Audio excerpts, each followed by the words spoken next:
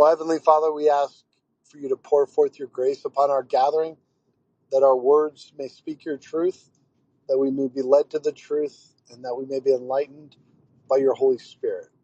And we ask all of this through Christ our Lord. Amen.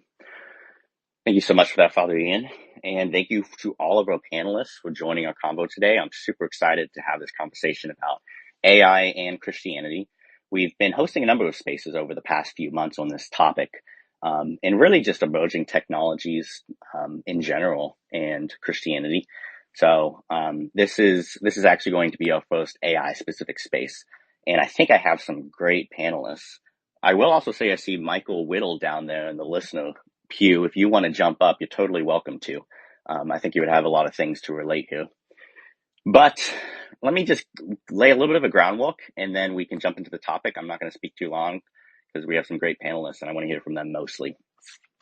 But I do want to say a few things. And the first thing I want to say is this is not a solely Catholic space. This is Catholics and Protestants. And I say that because I've been joining a few spaces here today, and it's been a big topic about some pretend Catholic spaces. This is not one of those. I want to make it very clear. I'm actually not Catholic myself. I'm Protestant, but I'm very conciliatory with Catholics. And we have some great Catholics here. Father Ian, who just gave our prayers, an excellent Catholic, as well as John Sorensen, who is the COO of Catholic Answers, not the CTO. I've been mislabeling him in my promos. But he is the Chief Operations Officer, but very involved with their projects there, including some recent AI projects, which he's going to share more about. So it's an ecumenical space. We have Protestants, we have Catholics, and if we actually get Carlos to join later, he's Orthodox, and so we'll have the trifecta. But this is not an anything goes space. We try to approach these discussions from a very theologically conservative, very theologically orthodox conversation. So I want to make that clear, and then I do also want to make clear that although we're not all of the same denomination, we share a lot of common things, including common confession in the Nicene Creed, Apostles' Creed. We share a common baptism, and probably very important for this conversation, we share a common belief in the inestimable value of humanity as the image of God, the Imago Dei.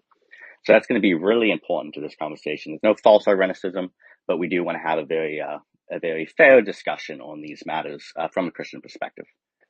One more thing I do also want to point out, I'm just going to actually show this to the Jumbotron. I ran across this post here recently, just yesterday, scrolling the timeline. Okay, it's not going to let me do it from there. Let me see if I can do it here.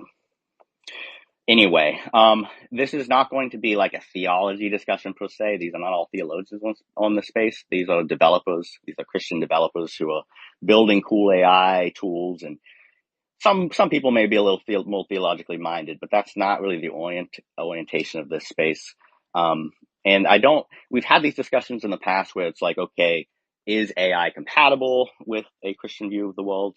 I don't want to hyper-focus too much on that angle of the conversation. But I will point out, I just threw this on the Jumbotron. I thought it was kind of funny. I don't know the context fully of this, but obviously the Russian Orthodox patriarch calling attention that he's concerned about the Antichrist is going to control humans through gadgets.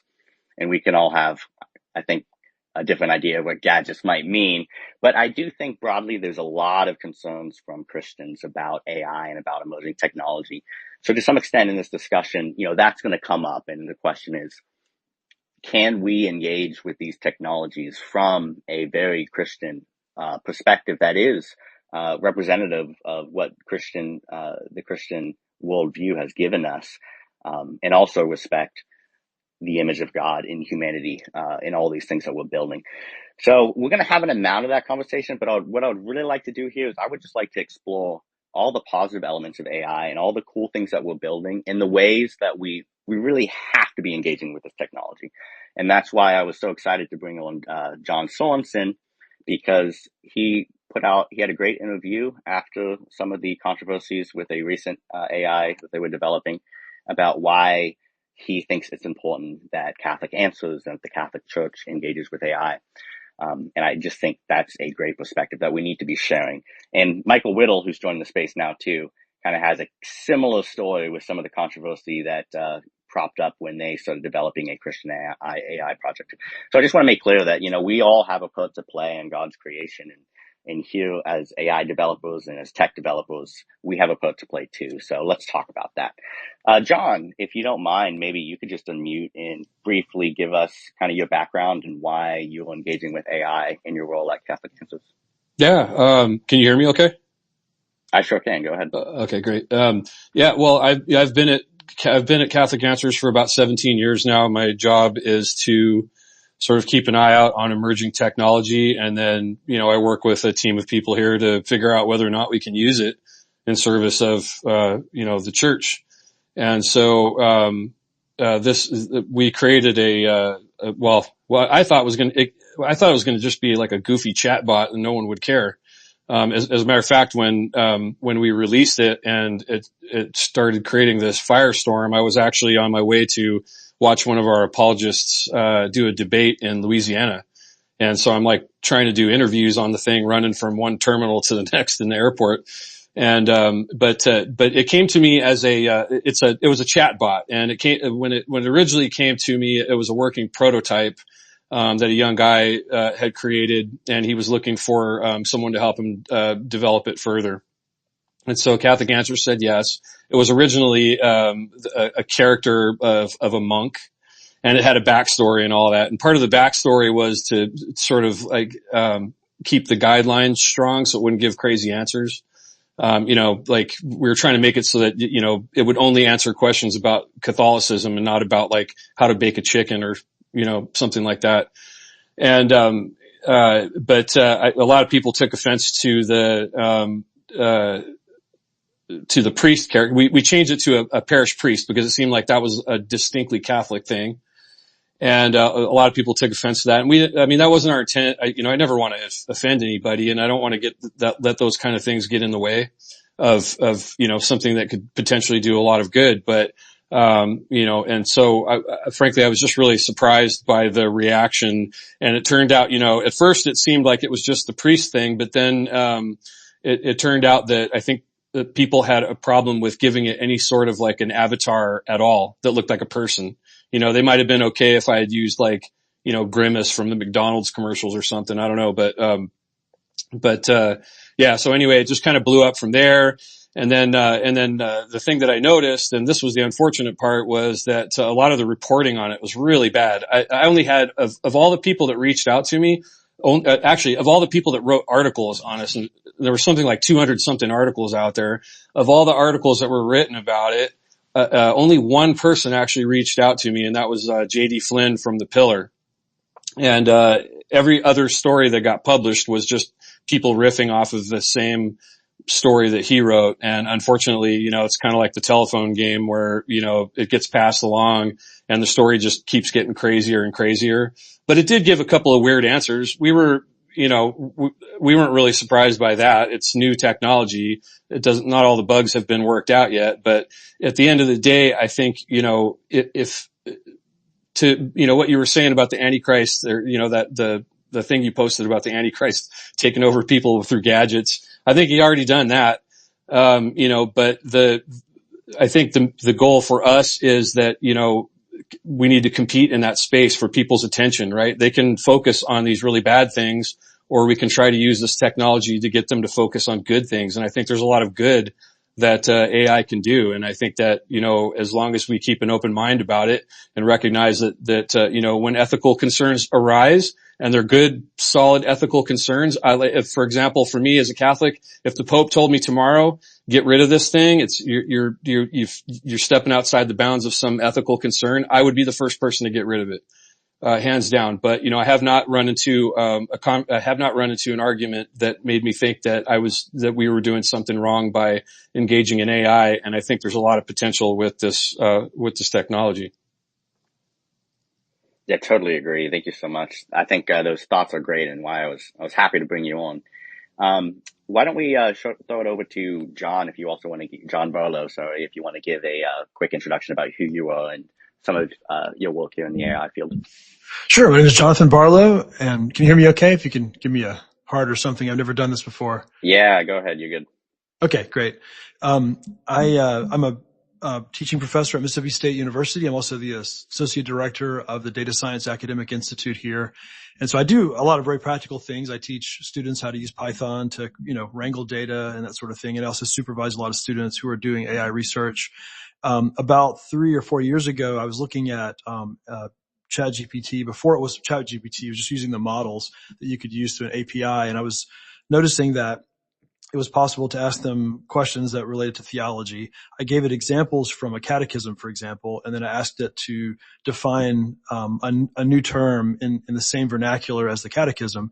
And I was just amazed, really, even at that time, how good it was. This is probably version 3. This is before 3.5, which was in the first chat, online chat for GPT. Later, I realized that the models had already been trained on most of the catechisms, and I just was floored at their ability to, talk theologically. And, if you know exactly what a theologian would say in a given situation, then that's kind of like being a theologian in a way. So I was pretty impressed, and I thought there's a lot of potential there. Since I've been kind of keeping up really heavily with the generative AI space, and I've been called on to talk a lot here at the university.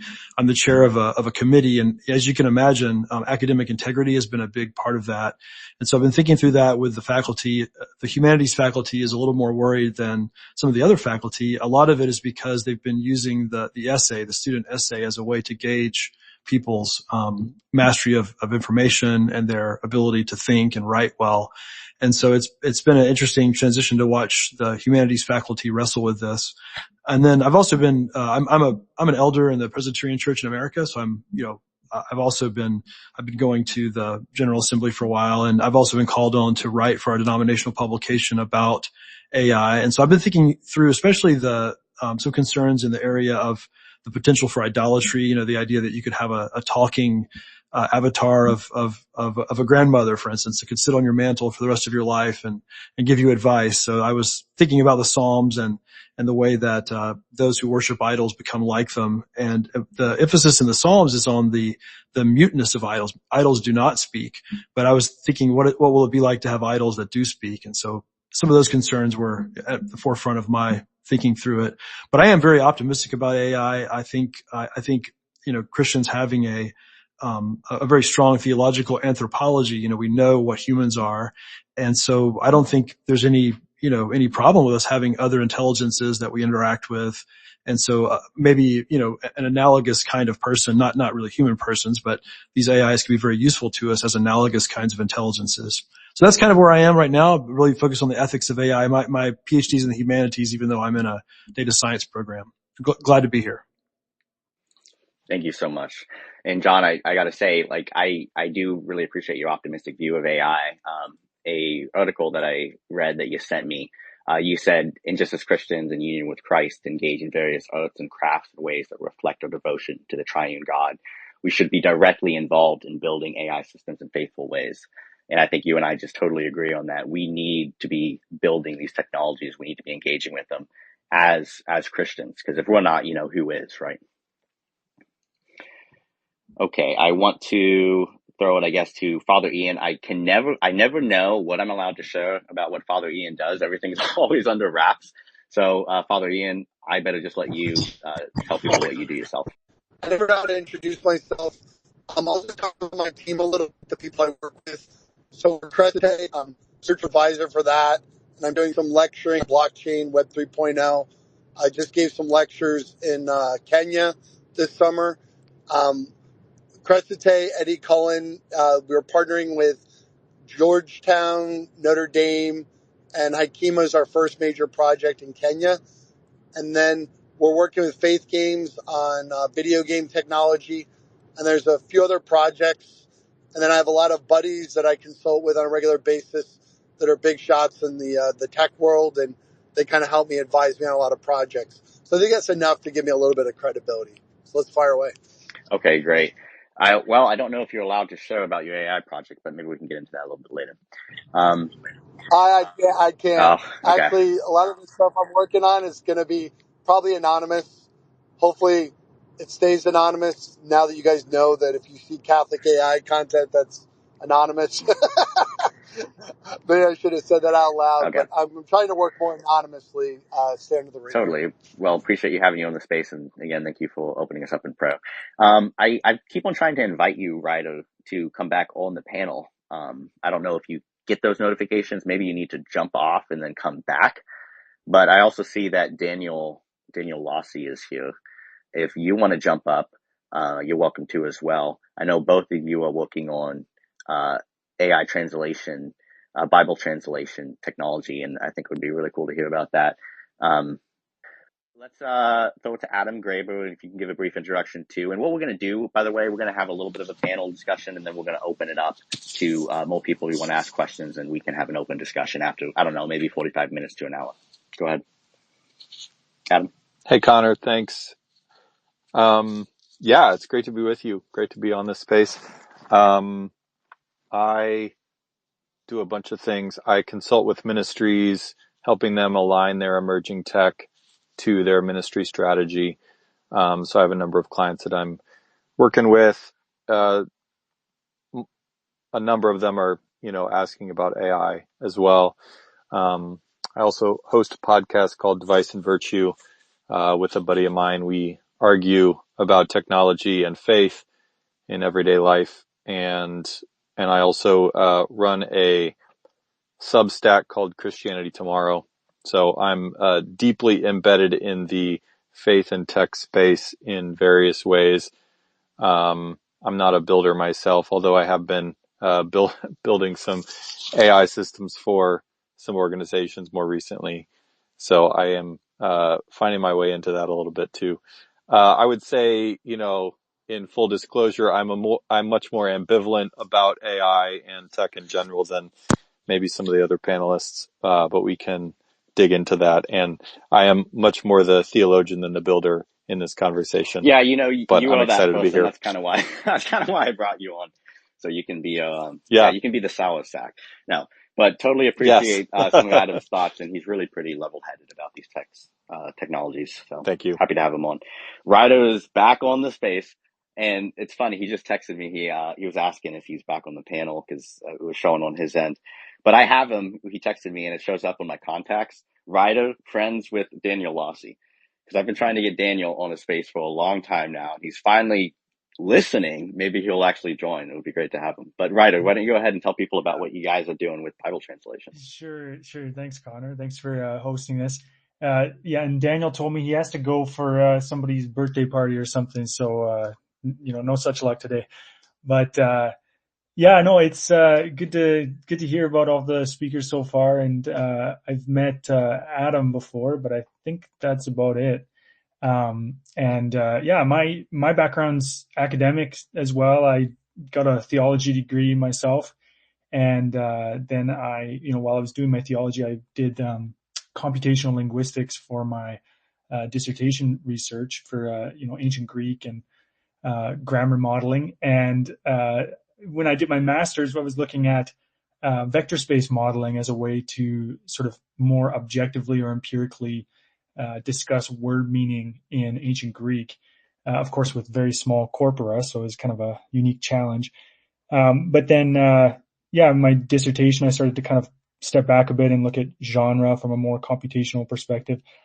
And when I wound up coming back to looking at vector space modeling, all of a sudden I realized that everything had totally changed, and transformer models had come into existence, and I had to get caught up to speed by some of my colleagues. And it was, it's been interesting since then, just trying to figure out how best to apply this new technology to Bible translation, and in particular translation of ultra low resource languages, which if any of you are familiar with how the technology works, you'll know that the one thing AI cannot do is translate, into a language where you have no data.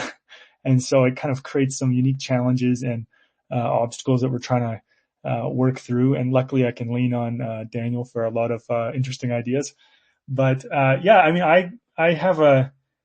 think I hear a lot of discussion about AI, and most of it is pretty baffling to me, because I think a lot of people come at this thinking, oh, this stuff is, sentient, or it's going to be sentient very soon. And to me, it just kind of sounds like more, apocalyptic thinking that, people are apocalyptic about everything, like, overpopulation is going to end the world, or climate change is going to end the world, or war, nuclear war is going to end the world. And, of course, there's some validity to any apocalyptic theory. That's why they catch on. But, I really am seeing the way that God can use AI technology for Bible translation, and it's extremely encouraging. And I think we're on the brink of a new stage or a new era in the growth of God's kingdom, as we have this unprecedented ability to deliver the most valuable information in the universe to people all over the world who we formerly would have a very difficult time communicating with.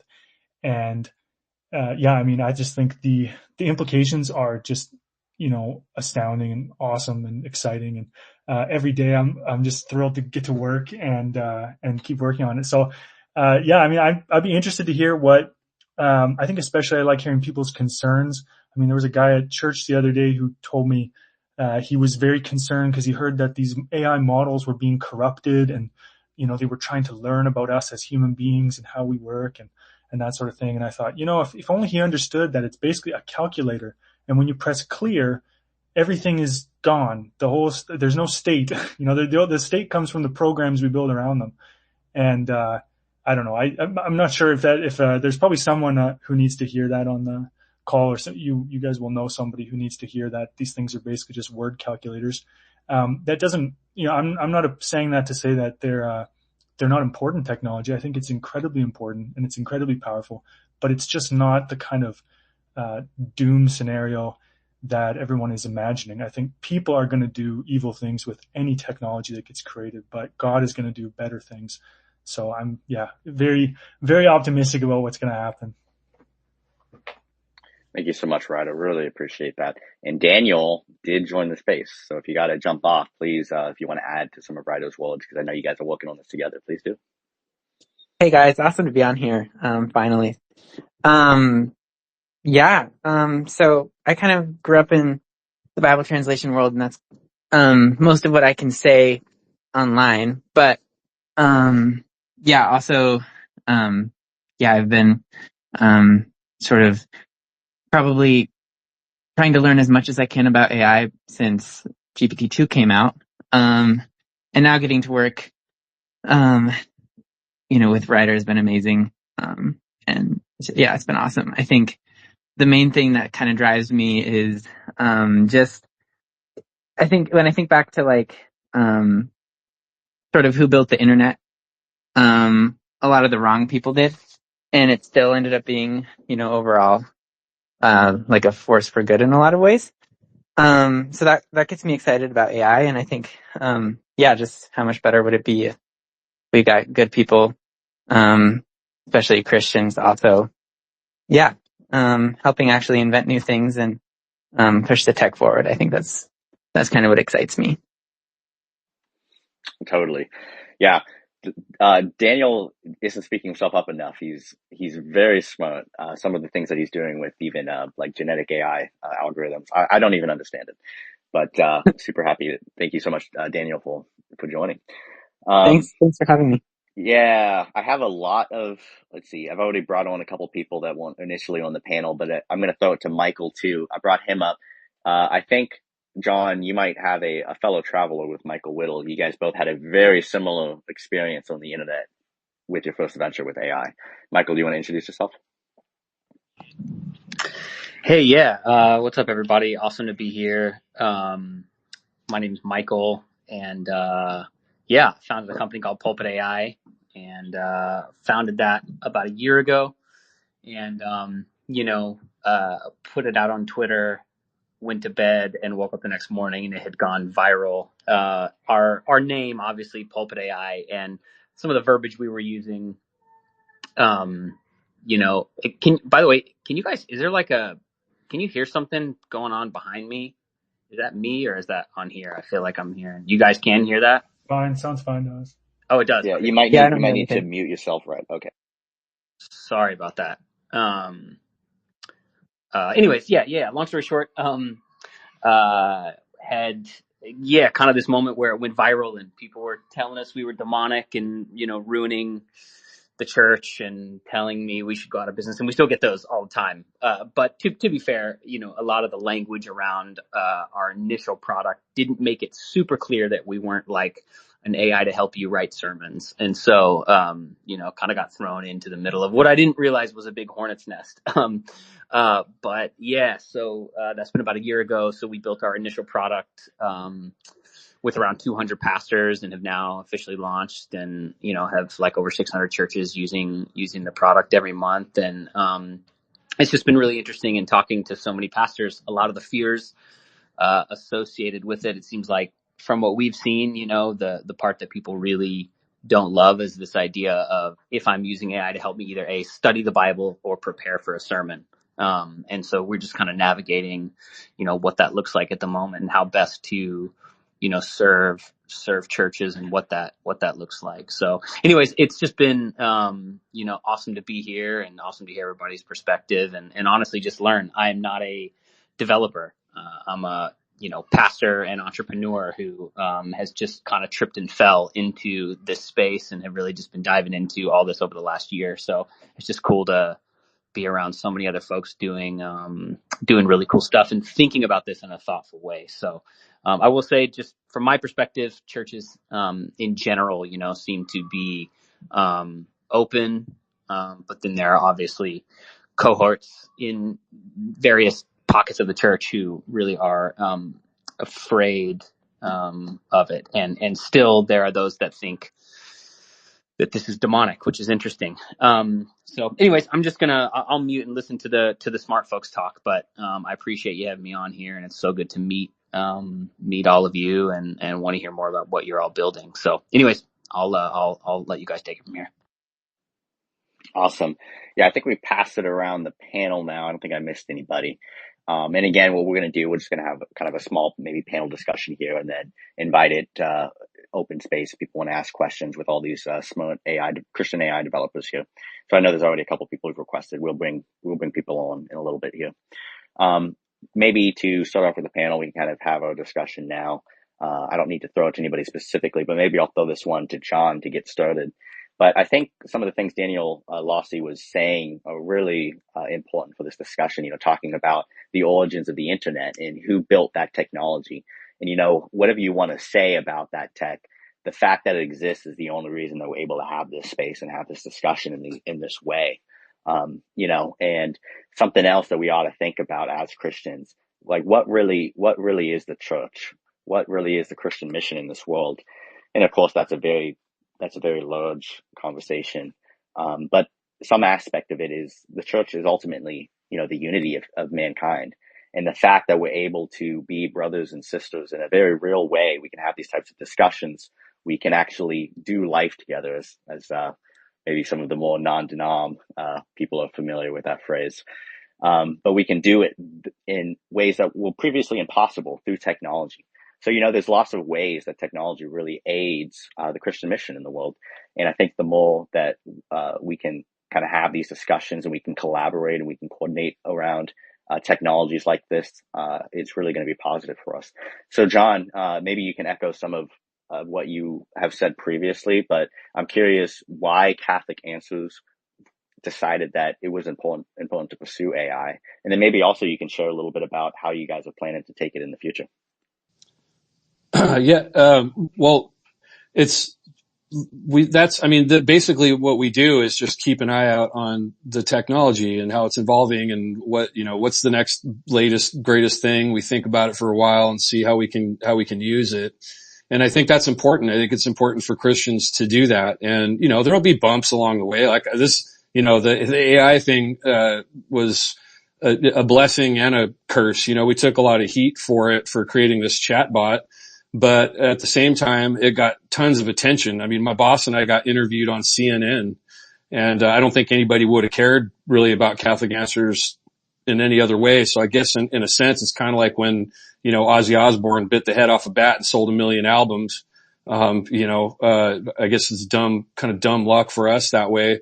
But I'm committed to it. I'm not changing my mind. No one's going to, sway me from it, because I believe AI is here. It's not going away. It's already incorporated into, half the things we use on the internet, probably more already. But I have this, I think of it this way, is that, one of the complaints that we got was that, people will develop unhealthy attachments to technology. And I think they already do. And so, without AI, they already do. So there's a two-pronged message, at least from my perspective, that I want to send to people. One is that you should spend less time with technology and more time like creating real bonds with other human people. That's where real evangelization happens. But on the other hand, the time that you do spend on tech, I want to compete for some of that, for some of your attention. And so that's what I'm trying to do. And it's a weird spot to be in, to, on the one hand, be working on these kinds of things and also telling people they need to use less of it. Absolutely. And will you finish there? Sorry, I didn't mean to cut Oh, in yeah. if you want. Yeah. Okay. Yeah. If you can, because I know, and I don't know if you said this in the order, I was kind of following it as it was happening with you, and you put out a number of posts and whatnot. But I know, like you said, you guys aren't planning to stop, pursuing this technology. And so your first one out of the gate was this chatbot. But can you share anything about maybe some of your future plans with artificial intelligence? Are you guys like still developing stuff, or what's going on? Oh, yeah. Well, I mean, one of the things I'd like to do is, I don't really have any control over, there's some control that I can, as far as giving the chatbot guidelines and whatnot. But really what I'd like to do is work more on the gamification aspect. It's right now it's like a, goofy looking, 3D character. But it'd be nice to have, you could select maybe different characters, different voices. I don't know. I mean, it's so looking at ways to make it a little more interesting than just like a straight, text, just a bunch of text on the screen. I'd like to look more into that, but also even on our website. I mean, we've already been using AI for a long time. We used an AI product that basically translated our entire website, into Spanish. We're talking about tens of thousands of articles. I never could have done this, a decade ago. Even 5 years ago would have been really difficult. But we just did it. Less than a week ago, and it didn't take long. And so there's all kinds of, we've been looking at Hispanic outreach, lately. And, one of the ways that we've been using AI, and you can probably find this, you can find it on YouTube. It's called Respuestas Católicos. I'm probably butchering that because I don't speak Spanish natively, but, on that YouTube channel, we've used AI to, translate, videos of like Trent Horn or Jimmy Akin or, any one of our apologists. And, you look at it and you can't tell that these guys don't speak a lick of Spanish. That's how good it is. The only time it really messes up is, some of the guys will get more animated and they're moving their hands around. When the hand moves across the, in front of their face, it takes AI a second to catch up. But the videos look pretty convincing. And the people who know who these guys are, they're a little bit creeped out by it. But the Spanish speakers that, have been emailing us, pretty frequently and telling us how much they appreciate it. So we're going to continue to do that. We're looking at, probably launching in the next week or so on Catholic.com, something that will, for people who have less time, something that will summarize, articles, on the website.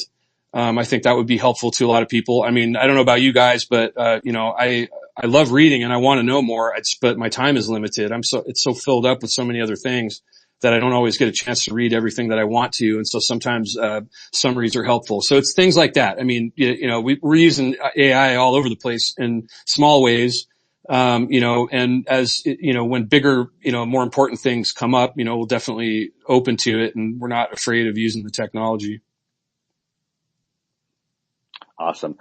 I know we have a lot of people who haven't been on Spaces before, but an easy way for me to know to throw you the conversation is if you can just raise your hand in Space on the bottom of, if you're using a mobile, on the bottom of the space there's some emoticons. And if you click the heart symbol, then you can raise your hand right there. But, I'm going to throw it to, Drago, since I just invited him up. He sent me a DM, and I guess he's working on an AI enabled spiritual service. Drago, if you want to join the convo, go ahead. Hey, Connor. Yeah, nice to see you here. Thanks for organizing the space. Also, hey, John. John and I met in person once, so really cool to see what you guys have been up to with your AI. So I run a startup called Holy Habits, and we also have our sister company that folded into it called Seek Direction, which is a matchmaking service for spiritual directors. But the app that we have with Holy Habits, it facilitates it's the only habit tracker that will assign you habits tailored to your specific walk with Christ. And so we leverage AI to, assign you holy habits to build virtue. And, it's this interesting space where it's like, you guys would understand the value of using AI for something like this. And our users get it too. But of course, at the back of my mind, I do think like, how do we have to straddle here, right? Because we're offering a sort of proxy for spiritual direction, using AI. Again, it's not that AI is necessarily going to be your coach. And then totally resonated with what John said about, absolutely. It's like, we want people to use technology less, but for the timeshare that you do use technology, we want it to be dedicated towards the Christian pursuits of technology as opposed to the other things. And so, I think that's probably something we all, actively want to manage as, let's say, AI Christian leaders, or at least the different things that we're doing. Absolutely. Adam, go ahead. You got your hand up. Yeah, I find it interesting. We want to compete for time, and so we're going to offer more content, but we're going to say at the same time, hey, spend less time on this app or on the internet. Those two things just aren't going to work together philosophically. They're just not. But I understand like the competitive mindset. I get that. I think it's interesting too. Like, we're talking about AI as a tool that might do translation, for example, and then we're also talking about it as like, we're trying to create an avatar and we're trying to make this more like a person. When there's lots of concerns, and you've even mentioned there are people out there who are like, this is demonic. And I think the more you try and make it look like a person, act like a person, be like a person, the more you're going to have people who are reacting that way. And so, I think the perceptions people have around AI are certainly influenced by the way that developers are creating these AI systems to sort of embody that belief that this is a human intelligence, or this is somehow, an avatar of a human. And I want to push back on that and say, maybe it's worthwhile for us to say, like, this, to depict it as a tool, to depict it as, something that is computer based. But when we start to, present it as an avatar, present it as being like a human, we give it a name, we call it him or her, all of those ways of talking about it are, both humanizing the computer and also, calling into question sort of what it means to be a person. And I guess the last thing I'll say is, I will question this sort of, attitude towards, let's just translate everything from the West to the rest. And this idea, like, let's just take all the English stuff and make it Spanish. Let's take all the stuff and make it French. Let's take it all and translate it into every other language so that we can continue to sort of colonize people's thinking with the Western way of seeing the world. And I think we need to be mindful that we're doing that, and be mindful that, as we extend sort of the Western worldview, we're doing that through AI now as well. And, there are going to be people who are really excited about that and receptive to all the media that we put out. But I think we also need to recognize that, like, there's lots of ways that, continues to, expand a worldview that isn't necessarily the best worldview out there. And I think we need to, recognize that diversity can help us, not only just translate from English to other languages, but translate those languages into English so that we can hear the voices of our Spanish brothers and sisters, our French brothers and sisters, and all these other languages in order for them to be heard in English-speaking countries as well. Yeah, I will say I've thought about this in like a number of different ways. But some people bring up like we wanted AI to take the workload off of us so that we could be free to do make music and make beautiful artwork. And we kind of built the AI that did that first, before we started building AI that did work, right? In the same way, it's interesting. We somewhat did it to ourselves in that we jumped into AI building chatbots, and that's not necessarily what AI is. AI is not just a chatbot. And I think in some of these ways that we're talking about, different applications like translating, footage of apologists for Catholic Answers, or doing Bible translation work, or like Michael Whittle's Pulpit AI project is creating content out of sermons that can be shared on social media.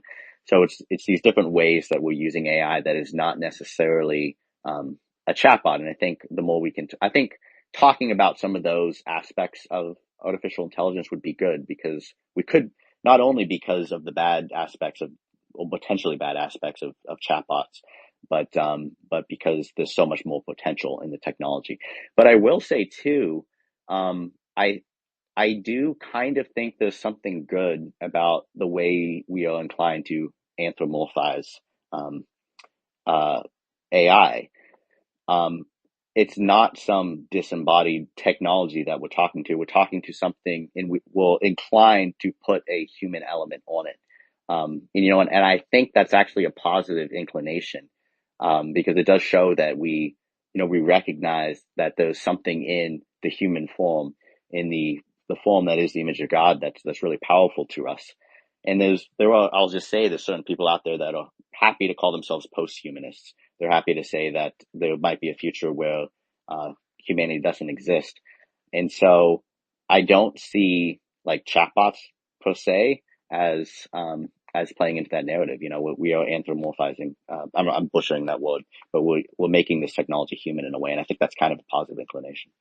Drago, you jump in? Yeah, I'd like to say that AI has the accidents of consciousness, but not the substance. And so, right, it could externally, especially as it gets more advanced, it could give all the appearances and attributes and features of a conscious being, but we know underneath the hood ontologically, it is not. It's not made in the image of God. It's just copying certain patterns and a word calculator, as someone said here. But I mean, you guys raise an interesting point, I suppose. To what extent, and this might be an ethical problem that emerges over the next 5 years with increasing, degree. But to what extent, as an AI builder, are you morally obligated to stay away from UX that makes it feel like it's a person? But on the one hand, that's kind of the conversational aspect is one of the nice things about it. Like everyone wants a Jarvis. Like you want, where you just talk to your, virtual thing and the person does that. But obviously when it comes to people feeling like they have a relationship with this AI, with the entity, and then that's obviously detrimental to the soul. And so it's an interesting question that y'all pose. For sure. Carlos, I think your hand was up. I don't know if you want to jump in. I will say Carlos brings us the trifecta. So now we have Protestants, we have Catholics, and now we have an Orthodox here. Carlos, are you able to talk now? Yeah. Can you hear me? Yeah. Go ahead. Very, very interesting space, very interesting speakers. I think, in my personal experience, I train an AI on the Bible, on the scripture, Orthodox Christian Bible. And first of all, I realized that the Bible is the best AI alignment data set ever, because it really helps the AI to behave. I don't know if you guys have ever tried to train a model before, but if you do, the model is just like schizophrenic, like literally, like, because especially because sometimes you use certain training data that make it sound more human. And that usually leads to the model to speak super randomly, to use bad words. For example, when we use ChatGPT has already like reinforcer learning through human feedback, and that model will not ever say nothing crazy. But if you talk to Cloud, for example, it does sound like Cloud is more human-like or whatever, more organic, more random, etc. And that has to do with the training data.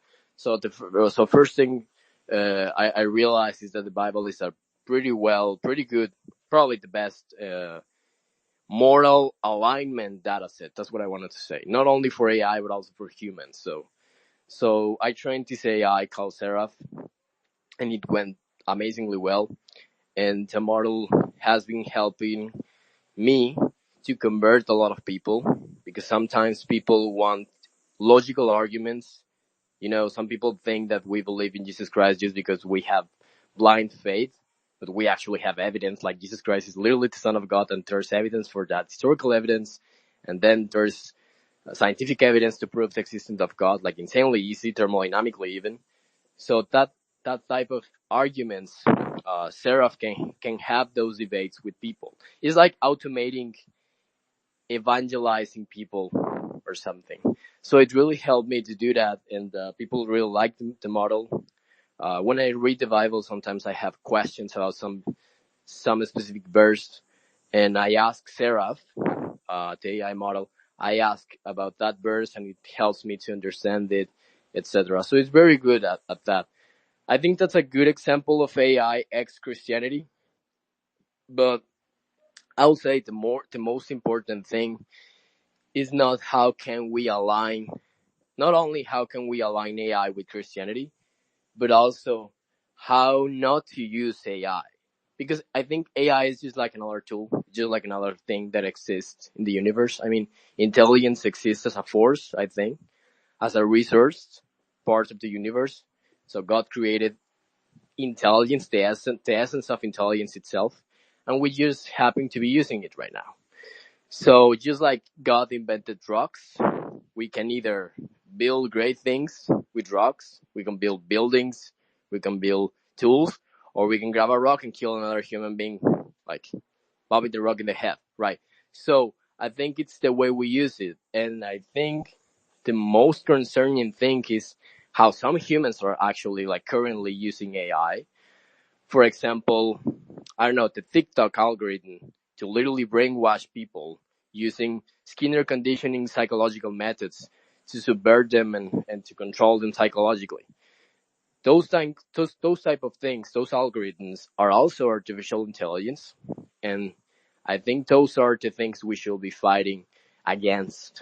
So yeah, if I had to say anything, I'll say we really have to fight in the name of Jesus Christ, in the name of God, against those who are using these technologies for evil. Not only use these technologies for good, but also fight those who are using it for evil. So yeah. Thank you so much. John, you had your hand up. Go ahead. John Butler, sorry. Sure. I thought it was interesting that the model that was just mentioned was called Seraph, and I was thinking about how the concern might be that we're anthropomorphizing these models, but there are other kinds of intelligences. I mean, the divine persons are intelligent, angels are intelligent, humans of course exhibit human intelligence, and then we have animals that exhibit a lot of intelligence as well. So I guess I'm not there's nothing I think in Christian theology that would force us to limit, intelligence to being a human trait. And if these models are extending intelligence, kind of our image, in an image of human intelligence, it makes sense to anthropomorphize them to some extent. I was kind of interested to see that the Father Justin model only interacted through voice. It was not a text model as far as like, you don't type, but it interacts through voice. I thought that was an interesting choice. But if I think about humans, you have two really important forces that are common, or that are, said about humans, is that we have bodies, we're physically embodied, and that's really central to so many aspects of Christianity, that the Eucharist, fellowship around a table, being together, the holy kiss, all those things. We're together as physical beings, but words are very important. And so a lot of times when I'm reading the critiques of AI, and even on the call, we've been referring to AI as merely a word calculator, but there is something really powerful about words. I mean, that's the way God creates the world, is through words. And so I feel like there's almost no innocent way to use words. If we train a model on just words, I really do believe that it will inherently gain some model of the world, some way of thinking about how reality fits together. So I'm a little more, I guess I'm a little more optimistic that these models are more than parrots, they're more than word calculators, and that they can assist us in ways, and they can kind of be like something made in our image that's a little bit more than a word calculator. So I'm not, if you look online, a lot of times Jan LeCun will be taking up for the merely that they're merely parrots side of things, and then you might see Elon Musk or others argue that they're more than that. But I just don't feel like that any model that can use words with great facility is a mere calculator. I feel like there's something really real and important about using language well. And if you know exactly what a human would say in a given situation, then your use of language, whether you have consciousness at some sort of mechanical level or not, your use of language is very human-like, and your use of language could be just as salutary as a human using language. So I'm a little more optimistic about these systems as agents, as being more than mere words. I don't know if it was something controversial you said, but I saw a number of hands go up as you were talking, John. So what we're going to do is I'm going to go to Daniel, and then before I go to Adam, I'm going to go to Ryder because he left a comment in the below in the chat, and I want him to respond to something Adam was saying, and then Adam can respond to that. Go ahead, Daniel. Hey, yeah, I just wanted to talk about just like, yeah, the question of the image of God and AI, and whether or not, like, is this some form of idolatry, the fact that we're making things that speak and talk and sort of image us, like some people said. And I think it's valid that we're raising that kind of concern, and I think it makes sense and it's natural, and it is probably really good. But also, I don't think it's unique to this, wave of science in and of itself. Like, if we think back to sort of the transition from even alchemy to chemistry, or any of these things, these are questions that the church has had to deal with before.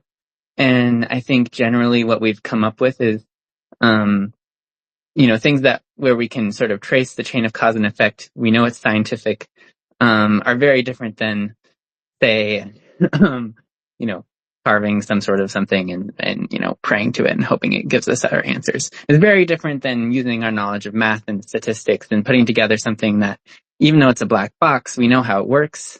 And I think that makes it, something very different. And if we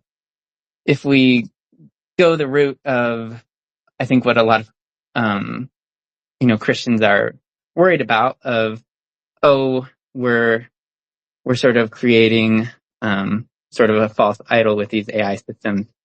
I think if we go that route as a whole, then we have to go back and question basically every other scientific wave, if that makes sense.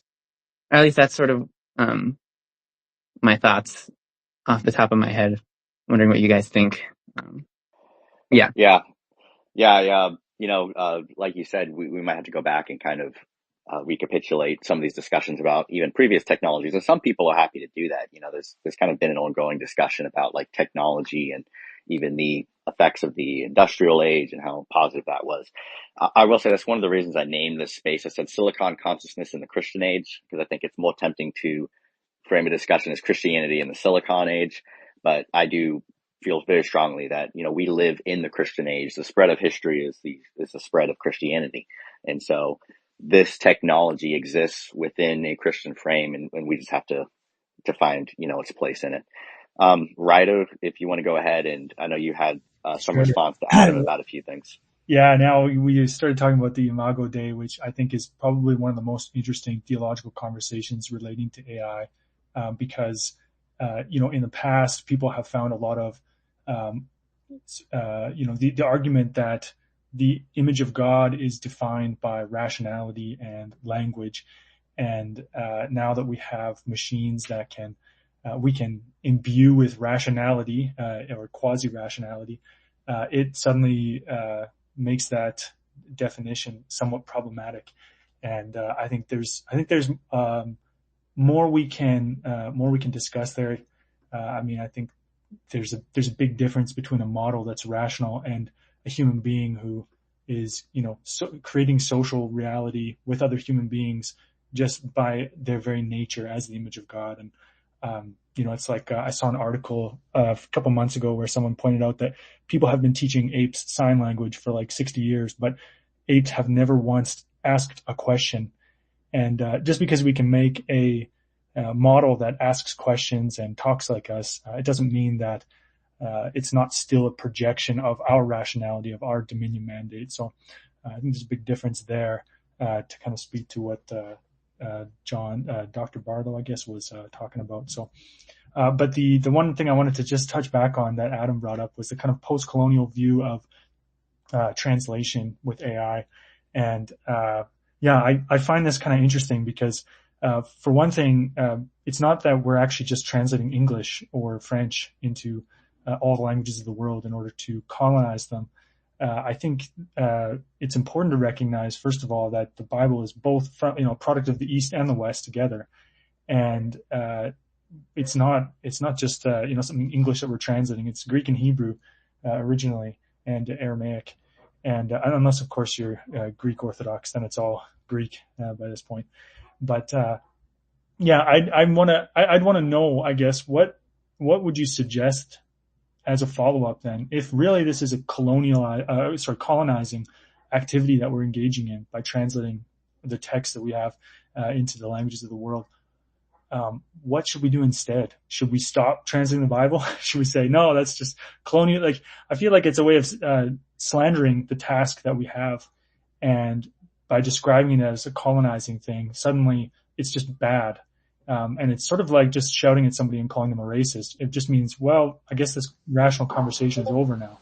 And so I'm being a little more antagonistic here. Hopefully that gives you something to riff off there.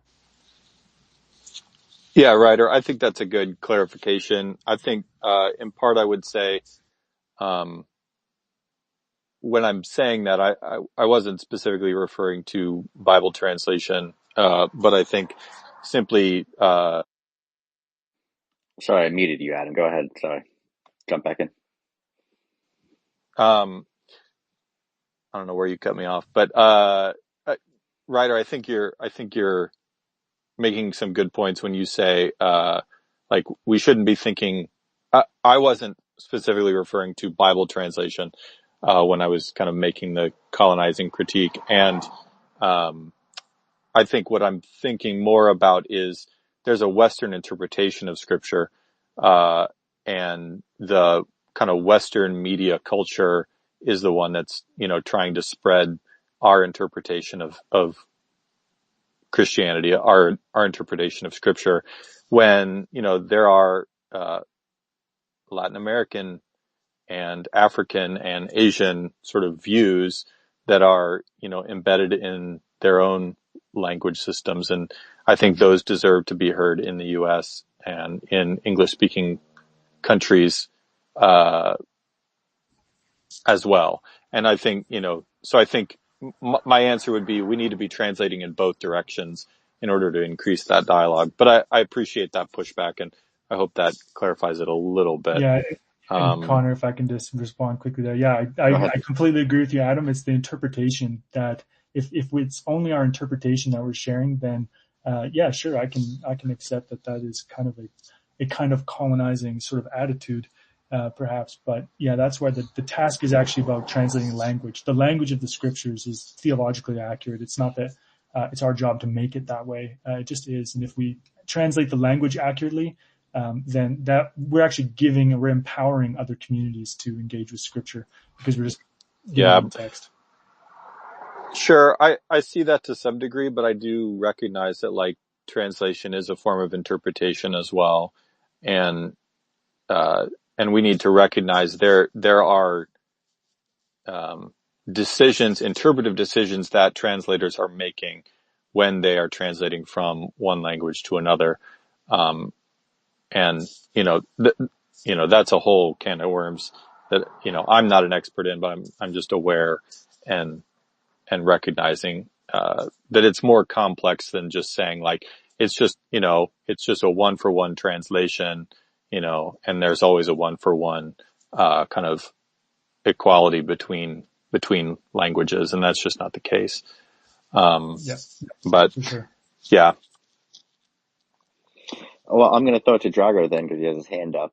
But I have a question for Father Ian afterwards about some of this Imago Dei question. Thanks, Connor. Yeah, well, before I get to my original thoughts, I suppose here, I'm trying to wrestle here with the problem Adam's proposing, where in theory it sounds like, right, there can be something that's lost. For me, from like a sizing perspective, I'm not really sure tangibly what that loss would be. Is it some super obscure interpretation of a specific passage that will forever be lost because a community in Asia read that one verse differently? Like, I suppose that's what I'm trying to size the degree of loss there with this quote unquote colonization. But I suppose in theory there could be something that's lost. I just don't know what that would be. But the other thought I was going to say, cause right, we've heard so far expressed these views where on the one end of the spectrum, we just say it's a word calculator. AI is the word calculator. But then someone here mentioned, there's something a little more special happening here. And right, like obviously dare we say something magical for, it sounds like a child at Disneyland, right? But there's definitely something interesting happening. And I suppose I don't know if this is the worry I have or how to completely elaborate on it, but the point is, like, going back to first principles, the fact that we even believe that other human minds exist is kind of like an axiomatic assumption, or you could say it's a base perception of intuition. So what I mean is, even you guys here talking, right? Like I hear sentences, there's ideas, there's rationality. By default, I assume there's like ontologically a human being, Imago Dei person on the other side of this broadcast. And I'm connecting, and somehow we are interwebbing with a relationship. So now we have relationship with each other. Like someone used the word social reality. We are creating a social reality here in the space. But the fact is, I can't see underneath your hood. I can hear you producing words. I can hear this stuff, but I can't actually see your fundamental experience of consciousness and the Imago Dei and the person that is you. That's an assumption I make because I can see my own interior life. I can see my own internal experience, and I just assume that other people who look like humans have the same characteristic of an internal experience, Imago Dei. So going full circle, when I said I was worried, is that when we have, let's say, more advanced AI, and heck, if you want to put a robot exterior on it, where again you're going to hear patterns of rationality, you're going to hear arrangements of words, pseudo personalities, if you want to call it. There's that fundamental assumption of like theory of mind, like, and you're going to have some people who jump and say, yes, there is a mind there. There is a person. And then you have the other people who say, no, like, I just know there's not a relationship there. I don't have ontologically, there's no image of God there. But the problem is none of this is falsifiable, because the fact is I can't prove that any other human being has an internal experience. And I also can't prove that the AI has the internal experience. So it's really a matter of faith. And I think you're going to see camps, almost cult-like mentalities, especially from the non-religious, who they're going to be more inclined to associate theory of mind to the AI. And there we say venerated in some respects. Whereas others where, we're more like, no, this is a word calculator that's really convincing. And oh my gosh, it's like intelligence, but not really. So I don't know. That was my reaction. Yeah. I think John Barlow Dr. John, you kind of threw in a wrench into this discussion a little bit with that. But I'm curious if maybe Father Ian can respond before I throw it back to you. Just about, we're talking about the Imago Dei, what kind of defines humanity. On what level can we look at artificial intelligences? And as they progress, we have to realize, obviously, they're going to become more and more intelligent for whatever that is. Or if you want to say they're word calculators, they're going to be able to calculate better and faster, right? So how can we look at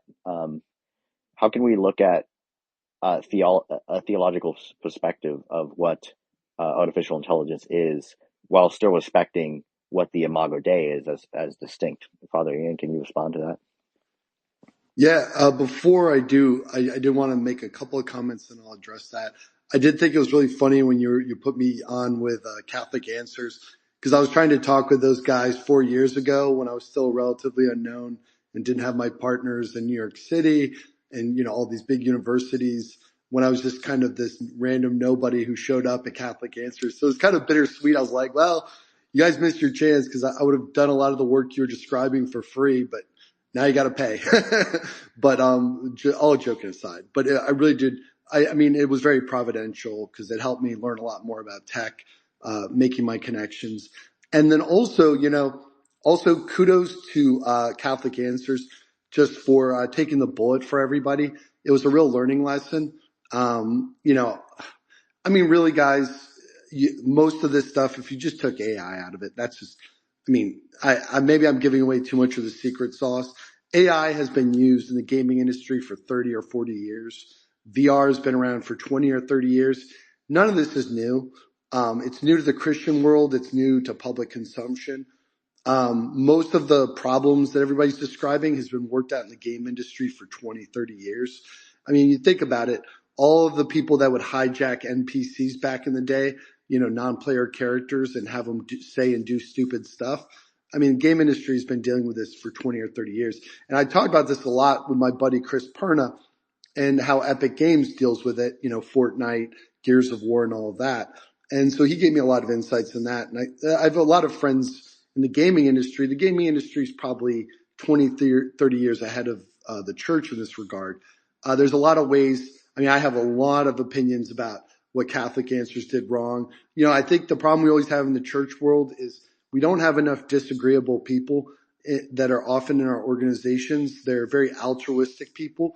And we need some more gangsters. We need some more people that are just bad people or were bad people and think like bad people. Cause sometimes the Christian world is just a little too rose colored. But, it's funny. I've been listening to some gangster rap lately and reconnecting with my days in the hood. But, that's another story for another day. But, so going back to the Imago Dei, I mean, like I was saying, been rambling a little bit. We're not framing the question properly. I think I deal with this in my book, Meta Catholic. We believe in providence, so nothing happens by chance. There is a certain sense, and this could open another can of worms, of predestination, of God's perfect foreknowledge. So none of this is by accident. This was all part of the plan. And the Imago Dei, with machine learning, first of all, machine learning is not really intelligence. It's machine learning. It's computations, which if you study logic and rhetoric, especially logic, it's all really right there in Aristotle's logic. Machines can be taught to run through deductive and inductive reasoning. That's all this is. It's inductive and deductive reasoning, which goes at my point, which, I've talked a lot about this with friends of mine who are big scientists, and the real poverty we have with the tech world is that the tech world really needs to realign itself with a classical education, a classical curriculum, because a lot of the mistakes that are made in tech are really not tech problems. They're more logic, rhetoric, ethics. And a lot of the foundation of that was worked out, by Aristotle and Plato. Really, the whole joke that philosophy is just a footnote on Plato. I also joke around, I talk about this in my book, the first complaint about technology was Plato, that books were making people more stupider.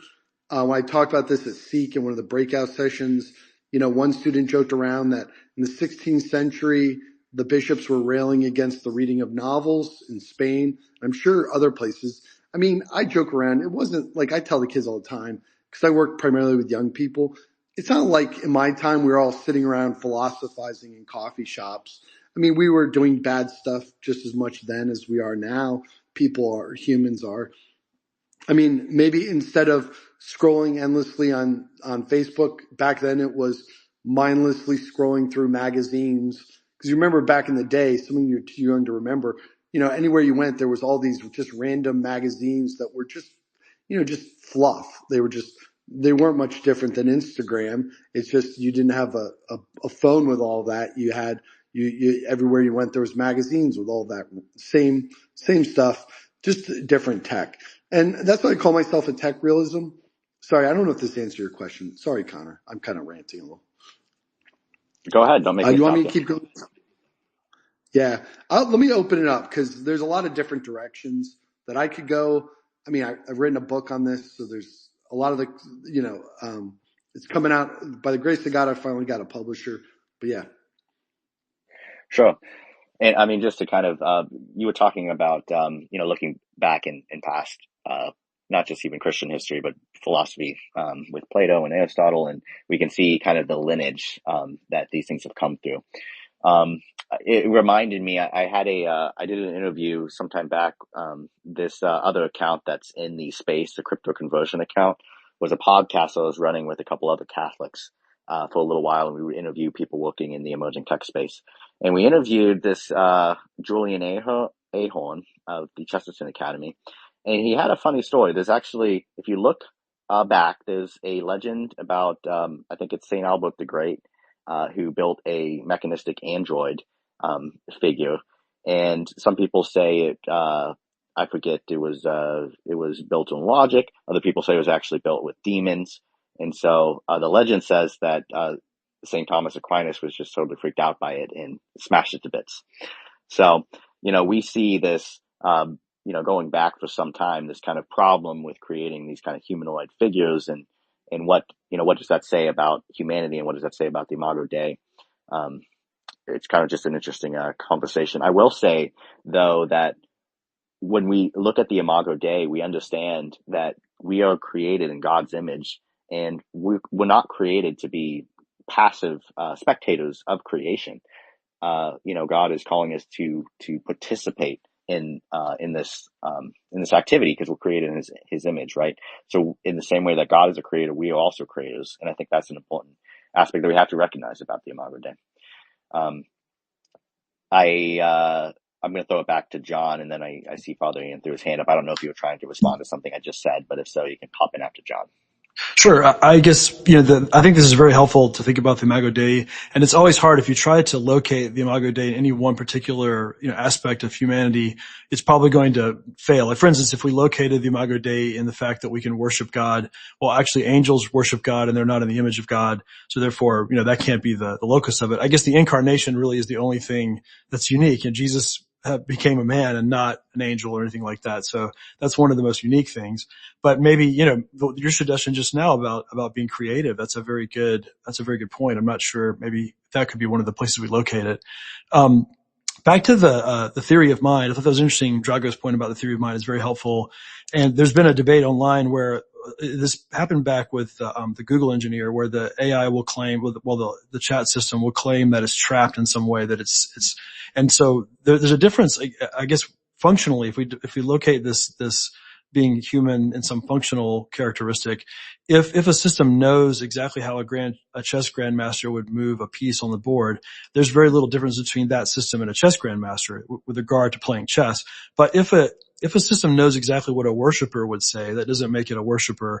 If a system knows exactly what a person trapped in a room would say, it doesn't make them a person trapped in a room. So I'm edging closer and closer toward clarity on some of these issues, but I do think that there is an extent to which these systems are more than word calculators and less than humans. So, I think there's room for that in the Christian worldview. The other thing I just wanted really quick, I love what Father Ian said about the game industry being ahead of us. I think that right now, these systems are so capable. And I think, the old joke is that AI is what computers can't do yet. And so right now they can do so many things. And a lot of the robots of my youth, the K9 on Doctor Who, or even Jarvis for that matter, these robots are pretty good at speaking in different ways. I used a product from France that has a real-time chat, and the LLM will actually interrupt you to speak in real time with you, and that's a very different experience. And so I think right now our technology, the base technologies of the foundational models is really far ahead of the product models. No one has really learned how to make a good product yet. There's been some wearables that people have tried out, glasses, that sort of thing, getting the interface right. There's just such a huge room right now for just some basic product creation. I think there's some real Star Trek type devices that could be possible right now, but just require someone to do the right kind of product engineering. And if the very first usable chatbot or companion is created by a Christian, then so much the better. If we can do a really good job with the product side, it will really show the way. And the best first example of that kind of device could be from a Christian point of view. So just wanted to definitely echo what Father Ian said about that. Yeah. And I mean, kind of getting back to the main topic that I was really hoping to cover in this space, like I do think we need to be thinking about, it's impossible to have this type of conversation to say we're going to talk about Christianity and AI without having to bring in kind of the theological aspects, because people really are concerned about some of the way these things are done. But getting back to the topic of the space, I really think we need to, at this juncture, we need to start looking at AI, the positive aspects of it, and think about how we can be engaging with it. I don't like to, I like to frame things positively, not to frame it from an aspect of fear. But I do think to some extent you have to realize that if we're not building it and we're not engaging with this conversation, then there is other people who are. And who do you trust more to be building these technologies, which in some way or another are going to come to define the landscape of the future? Do you trust people who are converted or people who are unconverted, right? So I think it's really good, and I think it's helpful, some of the optimistic sides that Dr. John is trying to convey here, because we need to be imagining. We need to use our human faculties given to us by God as the Imago Dei to build and to create imaginatively, embodying, of course, all of the aspects of the Christian faith that should be guiding that as well. But we do need to be building. We need to be engaging. I'm going to throw it back to Father. I think Father Ian was the next one with his hand up, and then we'll throw it to Carlos and then Drago. I will say I found that clip if you want to check it out about that ancient legend. It's kind of a funny one. It's on the Jumbotron if somebody wants to check that out. Go ahead, Father Ian. Cool. Yeah, I mean, I think right now for me, I'm really not even really interested in the tech conversation in the Christian world. Just on a practical level, a lot of this is going to be a moot point in even like 3 to 5 years. If you see, and I don't want to get into where the tech is going too much because I don't want to give away too much of the secret sauce of what we're doing. It's going to advance so quickly. The church always gets stuck in this conversation. They were talking, when I was in seminary, should we even be on Facebook? Then it was the conversation, should we be on TikTok? And all of these different things. And the answer was always yes, but the church was always 10 years behind saying that yes. And I get the whole prudence thing, like Catholic Answers. I think, a lot of big corporate Catholic corporations are risking a lot by putting their name on something in terms of donors, in terms of money. So I get the fear institutionally from people, but I would just encourage everybody with a closing comment, which is get into the tech space. If you're feeling called to it, just get into it, start doing stuff. And to be honest with you, even a lot of the projects we're talking on are going to be pretty easy to do in 3 to 5 years, like maybe even sooner. It's really just if you see the future of this, it's really going to be pretty quickly and pretty easily. A lot of this is going to be done. I think, I don't know. I don't want to step into like other people's pools about other denominations and what they do internationally. In terms of colonization, I do just want to address that briefly. Ain't nobody in Africa worried about ideology. I mean, they're worried about that more with LGBTQ and condoms and abortion. They just want to learn from us. So my partners in Africa, we haven't really broke into Latin America as much. Well, no, that's not true. I have a Mexican crew. Sorry. A lot of friends in Mexico I'm working with, and we've done a lot with the Mexicans, more the upper class, but it's like most of the world just wants to learn from us because they know that we're ahead of them in technology, or they want access to our markets. Like my Mexican friends reach out to me because basically they want to build clients in Mexico or in America to outsource because their labor is cheaper. So I think a lot of it, I would just encourage you with this closing comment, which is if you're feeling called to get into the tech world, just do it. Just start doing it. And then, if you're young and hungry and you got some good ideas, shoot me a DM, because what I learned, no offense to Catholic answers, is that when you're young and hungry, the world doesn't pay attention to you. They don't pay attention to you until you're a big shot. And all the big institutions get institutional creep, where they stop ignoring the young and hungry people with the crazy ideas. And I was the young guy. I wasn't that young with the tech stuff, but 20 years ago, I was the young guy with the crazy ideas on a lot of things. And I followed them, and it took 5, 10, 15, 20 years, but it paid off. So because I know a lot of this audience is going to be young. Most of my audience is under 40, under 30, and a lot of them are young and hungry. And what I've just seen, I was just out in Napa, and I was connecting with some of these guys that were young and hungry that nobody was paying attention to. And it's tough because you feel like nobody's noticing what you're doing. I was there. I mean, Catholic Answers, has never really paid attention to what I do. But, don't worry about that. Just keep plugging away. And if God has it in your plan, you'll find the people that believe in you. And that's what I was really that was really the beneficial thing for me, was I found some big shots that knew how to, spot my talent when nobody else in the Catholic world was really giving me a shot. And this was back in the Meta-Catholic days and, all that. So I'll just encourage everybody in that way. Thanks, Father Ian. I will say, if somebody wants to ask a question, you want to jump on the space, totally willing to bring on some more people. Carlos, we're going to throw it to you, and then Jazir, join the space. So let him join the discussion, and then Drago. Sure. Can you hear me there? Yeah, go ahead. Yeah. So, well, I wanted to say something like half an hour ago or something, but it was about the language, like how like machine learning can be like human beings because it's pure language or something. I don't know who said it. I think he was John who said something like that. I don't know if he was Drago, but someone said something about language and about the words, and it just came to my mind that in the Bible says that in the beginning it was the word. So I think language itself, the words, like language, is very powerful. So I am not surprised that when we take these words and we put it in an algorithm that shuffles them randomly, increasing the entropy until there's a desired outcome, produce intelligence. Actually, I think it's the Hebrew philosophy or something that believes that God created the universe, making permutations of the 27 letters in the Hebrew language, something like that. But I think that's just something interesting. And what I really wanted to say, this is why I raised my hand. It was about what the father was saying. I don't know if he's still here. Is the father still here?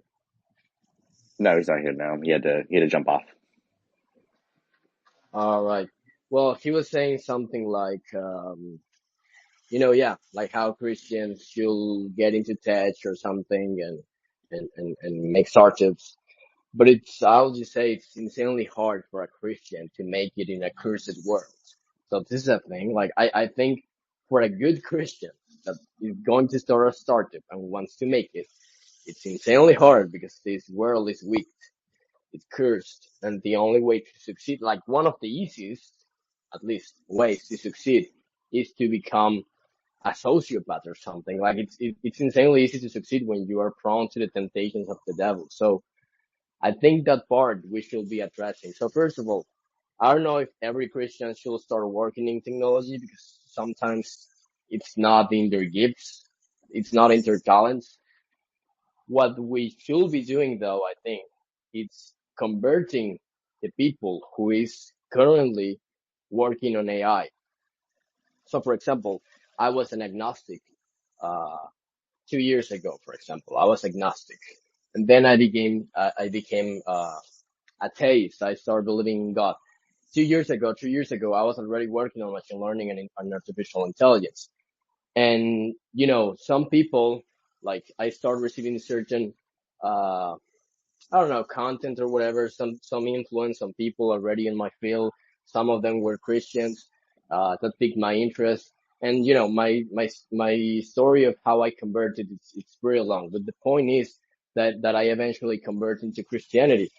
What I was building before I was a Christian was pretty much weird. It was like artificial intelligence for psychological manipulation. That was basically what I was working on.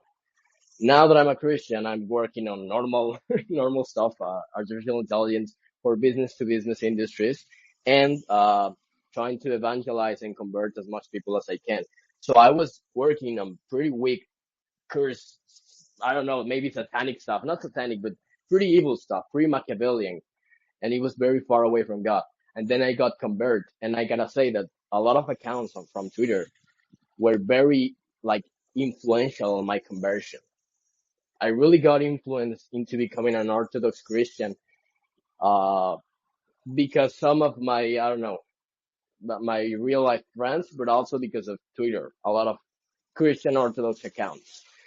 So I will say that it will be pretty smart if we take that example, my own example, that how I got converted into a bigger scale, and we start converting the people who is already working on AI or in technology into Christianity, instead of taking Christians and giving them tools to start to CEOs, whatever. I think it's better if we go directly to the people who is already working. So, for example, Mark Anderson just posted some fucking diabolical thing about a Polo statue or something. Who's gonna convert that guy? We gotta convert that guy. He can get away with it. We gotta convert the guy to Christianity. If we convert Mark Anderson into Christianity, how good that will be. He will start maybe investing into startups from Christians or something. You know, that's the thing we should be doing, I think. At least that's what I want to do, and I will do. I'll make sure of it.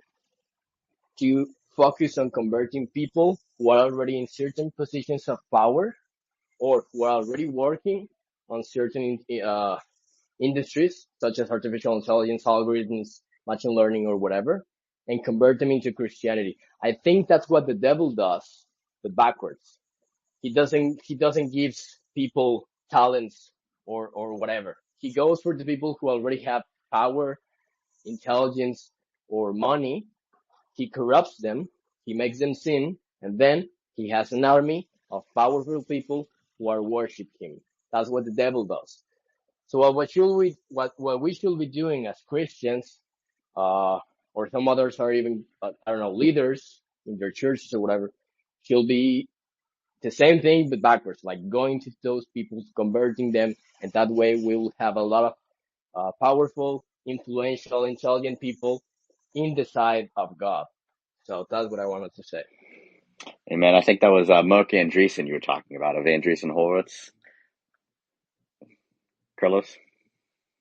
Yeah, I don't know. The guy that had like a cartoon profile picture or something. How is this called? Mark Mark Andreessen of Anderson, right? Andreessen Horowitz. Mark Yeah. Anderson, right? Whatever, that guy. Yeah, that would be cool. He actually engaged with one of our spaces at one point. He shared something. Whoops, I muted everybody.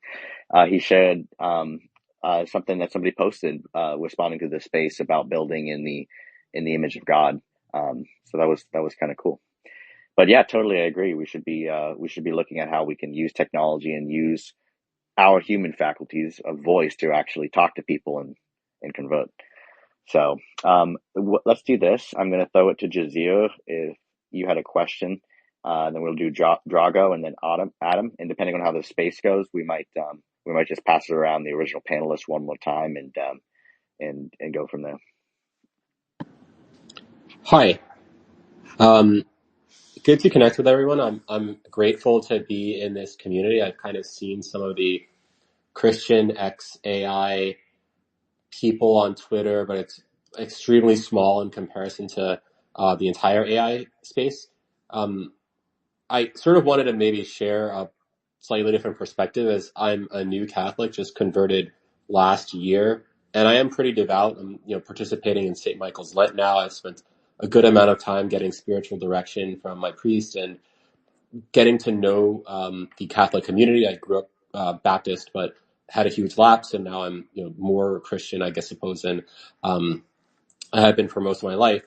But as far as like actually converting leaders in AI to Christianity, my experience is that there's a huge cultural disconnect between the people who are at the cutting edge of AI and the people who are, and essentially is Christian society. For context, I'm, in the tech space in San Francisco with the most cutting edge people. And I'm also talking to, certain groups that are, I would say, very much at the cutting edge in terms of just understanding AI and also understanding consciousness at a fundamental level.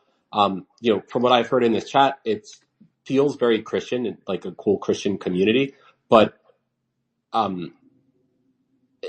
maybe not as deep into the tech in a way that I would say it may be challenging to get certain points across. For one, I think just religiously, Buddhism is probably the bigger default from a spiritual perspective than Christianity, to the extent that people think about these kinds of questions at all. And there's just so much to think about in terms of what spiritually is happening, or let's say, from a consciousness perspective, cognitively what's happening.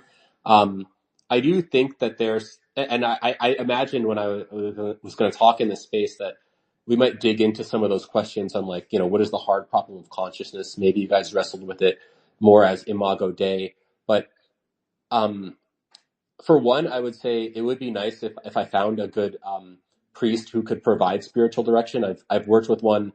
Maybe I'll message Father Ian later, but I just feel like generally I think the awkward piece of this, which maybe we'll wrestle with another time, is that if you actually want to take AI and the singularity in particular seriously, it actually challenges a lot of the ontology or even the theology of Christianity.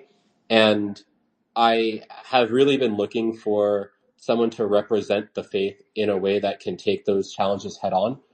What I'm finding more of is that Christianity is basically focused on pastoral care, helping people live good lives and like administration of a community or a state, which is nice. But I think if you want, again, truths about some of these kind of uncomfortable questions, we may have to come at the conversation differently. And I'm wondering, who in the community, in the Christian community, is actually ready to take on that challenge.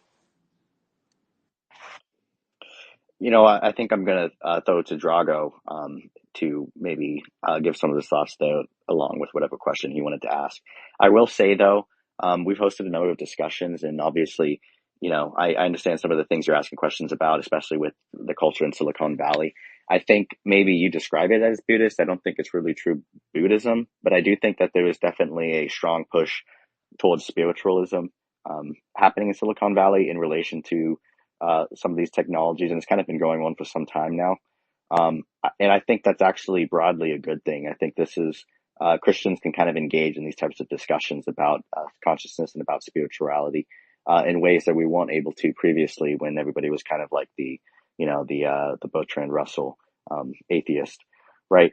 So, and I do think that there's been a much deeper discussion about that from a strictly Christian perspective for some time now. I don't think Christians have been silent on that. I'll say, I know this figure is kind of controversial, but even some of the ideas of Teilhard de Chardin have really been integral to what Silicon Valley is calling the singularity now. With the Omega point, he kind of originated some of those ideas. So people have really been pulling from Christianity, I think, more so than the other way around, if you dig into it. I am going to share, my friend Ian Wyatt wrote a piece about this that I think might begin to engage with some of your questions. I'm just going to put that on the Jumbotron. If you want to check that out, I think you might find it interesting. But let's go ahead and go to Drago, and then Adam, and then we might run it through the panel one more time, unless somebody else wants to jump in. Thanks, Connor. Jazir, you were the last person speaking before that, right? Yeah. Cool. Okay. First of all, for spiritual direction, yeah, if you ever want to shoot me a message. I mean, one of our co-founders runs a Spiritual Direction Institute. He's like arguably the leading authority in the world on spiritual direction. So certainly if you want to get connected, let's get connected. Also curious before the other thing I wanted to say, I'm just curious, like, what did you think of my earlier comments? I don't know if you're here on the space. Like, did you hear those? And I won't repeat them, to not waste other people's time, but I'm just curious, like, if that satisfies some of the intellectual hunger of reconciling AI with the Christian language. Was any of that helpful, or did you find that unsatisfying? First off, I was going to say I'll DM you on spiritual direction. And I've been here for the entire talk. My read is that there are really thorny issues that you kind of, like, you pointed in the direction of, but at the end of the day, from what I can tell, the truth of what's happening is challenging theologically in a way that you didn't quite touch on. And I know, Connor, you mentioned that there's spirituality in Silicon Valley in a way that Christianity can engage, which I think is true. But I think AI, from what I can tell, actually enables the exploration of spirituality outside of Christianity, such that Christianity, like, culturally hasn't been able to maybe address. Like, I'm aware of the Omega Point work, but I think it's not even so much some of the more controversial pieces of AI. I think mysticism is probably like the center point of discussion, where there are Christian mystics, but politically it's actually very challenging. Organizationally, it's actually very challenging to show people these nuanced pieces of information that someone who has some mystical experience directly may be able to amplify with AI in a way that they weren't before. And I think that's really more that gets closer to some of the thorny issues like I'm alluding to. Okay. Well, it'd be interesting, I suppose, in a subsequent discussion to drill in further on some of the details around that. Because one, I would say, like, just in my experience, as far as the teaching of the church and the repository, like the intellectual tradition the church has, and of course, the big guns Aquinas, but there's many others. I wouldn't consider it. There's no existential challenge by any means. I think the church is more than equipped enough to handle this. Now, maybe to your point, are there enough representatives and people equipped to handle these discussions? That's a different criticism. Like you said, maybe the culture of having these discussions isn't sufficiently well formed. But yeah, I think, a hard problem of consciousness, to your point, the fact is the non-religious person will never be able to transcend that curtain.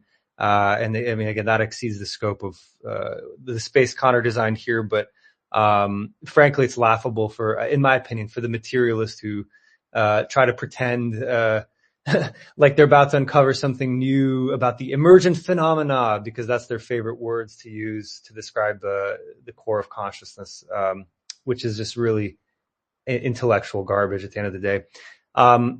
That's just me being opinionated. But what I wanted to say, to connect full circle back with, like, the experience of consciousness with AI, cause great point. And someone mentioned, right, Imago Dei, these type of things. How do we know what's truly the core part? So I'd say this, like, okay, we have rationality kind of mapped out. The AI can, use deductive patterns, induction, arrange the words, like, okay, so reason and rationality, that's kind of that part of consciousness, that feature is mapped out. And then, yes, we'll have some kind of sensory data collection apparatuses. So, like, to mimic eyesight, because as humans, we have our fundamental sense faculties, seeing, hearing, tasting, etc. And so, sure, we can create hardware that receives data inputs, and that we already are doing that, obviously. And then synthesizes those data inputs with the reasoning layer, LLM, et cetera. Fine. But here's where I think we'll hit the barrier. And this is kind of where everyone has to decide for themselves what their opinion is. In addition to the exterior senses like eyesight, et cetera, humans through the Imago Dei actually have interior faculties. So we actually have other senses, which if you're going to be skeptical, you could say, well, you can't prove it. Of course, but I also can't prove that you see a TV screen in your head and you're seeing colors. I have no way of proving that either. I can measure your brain electricity, but that's not the same thing as proving your qualitative experience. So all I'll say is, decide for yourself. But we have interior sense faculties, such as the connection to the true, the good, and the beautiful. And most simply, on the good, this is like natural law. We all have an innate perception of the should and the connection to transcendent objective morals. Now, with an AI, you could create a proxy with an objective function of you must maximize the utility of XYZ, whatever. But that's just artificially creating a hierarchy layer of goods, whereas humans are connected to, let's say, the teleological structure of reality through our interior faculty. And there's no immediate technological mechanism to create interior faculties in this way that when we might be able to mimic the eyeball in some proxy, but to mimic, the internal peace and beauty, encounters with beauty and drama, these type of things, they're not just like hormonal reactions. There's actually a fundamental sense faculties. But of course, again, if someone wants to be hyper skeptical, they'll just deny that. But I think everyone through base awareness and intuition can attest to the realities of these things and to the reality of love, because you understand when you encounter love versus the absence of love, that is through a particular faculty. It's not just, random language patterns or, chemical interactions. Okay. Well, I'll tell you what. It's getting close to 2 hours now. We're probably going to be wrapping up here. I do know that Daniel popped back on. I think he wants to add something, so we'll let him do that. I'll say, Jazir too. We've been having a few conversations here, really since the beginning of the year, and I think there's a lot more Christians here than maybe you even realize. We've been specifically engaging with the effective accelerationism movement, and a space we hosted back in January. I mean, we had about 1,000 people in the space. It was a huge discussion about these questions, and I think what I was trying to convey is that people in Silicon Valley are kind of hungry for answers to some of these more spiritual questions, and I don't think it's true that Christianity isn't equipped to handle them. I think there are questions that we have to wrestle with within Christianity about consciousness, and about the full effect of some of these theological realities. But I do think that the conversation is happening, and I personally don't find it one-sided towards non-Christian spirituality. So I think if you maybe check out that article I included, and some of the previous spaces too are still publicly listenable. I can send you some of those if you would be curious. But I think there's a lot more weight behind the Christian side of the argument than maybe you realize. Daniel, do you want to jump in here? I don't think I have anything to add. I just wanted to hop back on and listen to the rest. Okay, great. Let's pass it to the panel again. We haven't heard from John Swanson in a while. John, if you want to just maybe some final thoughts, and also if people want to kind of engage with Catholic Answers and what you guys are doing there with artificial intelligence or otherwise, let them know how they can do that. Sure. I mean, the best way to find us is on Catholic.com, but we're on all social media. I mean, that's basically what we do. But I wanted to say something in response to Father. I wish he was still on. Is that Catholic Answers actually isn't a very big organization. I work with 40 people. That's it. And the reach that we have is because of the way we view technology in general, is that, all these different platforms, these, all these things that emerge, they, can they be used, and approaching them with the spirit of like experimenting, but at the same time respecting, like, for example, I respect everybody's opinions here. The ones that are skeptical of AI, the anthropomorphic concern, all of those things. I hear all of that, and I appreciate all of it. And I'm not wedded to any particular position, even to some of the things that I've said here, other than the idea that whatever technology is out there and whatever is emerging, I want to look at it and find ways to use it to help me tell people about Jesus, because that's what I really want to do. That's the only thing I care about is telling more people about Jesus. And to the extent that I can reach them through some of these platforms, awesome, But like I said, I really don't. The other thing is I disagree, obviously, with the idea that there's a philosophical problem with developing technology and at the same time encouraging people to be careful how much time they spend on it. I don't see that as a philosophical issue, but I'm open to being corrected or good arguments on that. But at the end of the day, whether you partner with some organization or you partner with your peers or whatever it is, I encourage all Christians to experiment with all the technology that's out there. How do we use it? How do we get more people to come back to the church? Because, it's taken a hit in the West. I don't think anybody can deny that. And so, and we're losing out to a lot of these, sort of secular organizations who are making good use of all of these sorts of things. And, so I would just encourage everybody to do that. And again, thanks for, inviting me into the conversation. It was really interesting to hear everybody's points of view. Yeah, thanks so much for joining, John. And everybody go follow John and also Catholic Answers. Great resource there. Ryder, if you want to hop in and maybe give some final thoughts and also let people know how they can maybe check out some of the work you're doing. Oh, sure. Yeah. Thanks, Connor, for hosting this.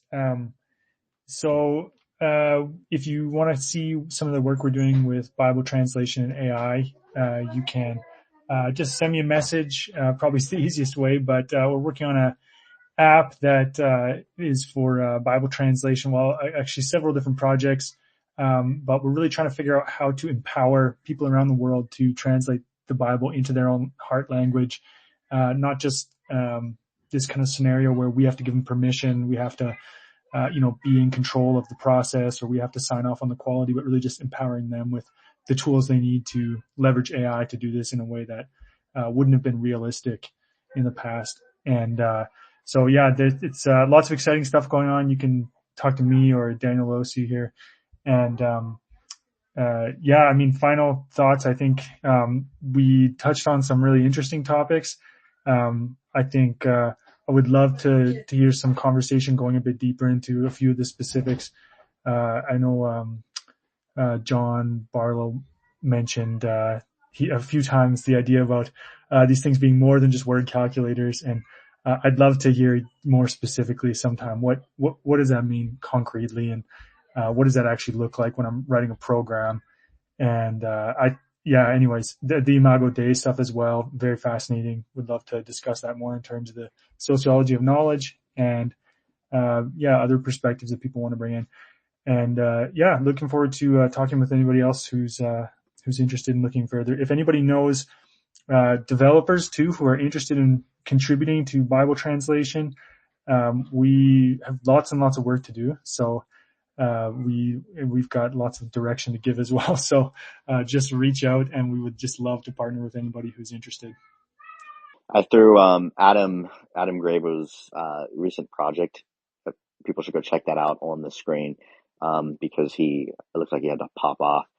But you go check out his work. He's been curating a lot of resources for people who are interested in Christianity and tech. Drago, you're kind of like a guest panelist, I guess, but please give us some final thoughts and let people know how they can engage with the AI that you're building. Yeah, thank you, Connor, for hosting the space, connecting some great minds here in AI Christianity. I look forward to your future spaces on this topic. Yeah, we're building Holy Habits. You can get it on the App Store. So it's bridging the supply and demand gap in spiritual direction. And so if you're looking for concrete guidance on what's the next virtue you need to be building, and then AI can facilitate that. Check out Holy Habits. Cool. And Carlos, if you want to go ahead and jump in too, please do. All right. Yeah. On my profile, if you click on my profile, you'll find our Accelerated Christianity community.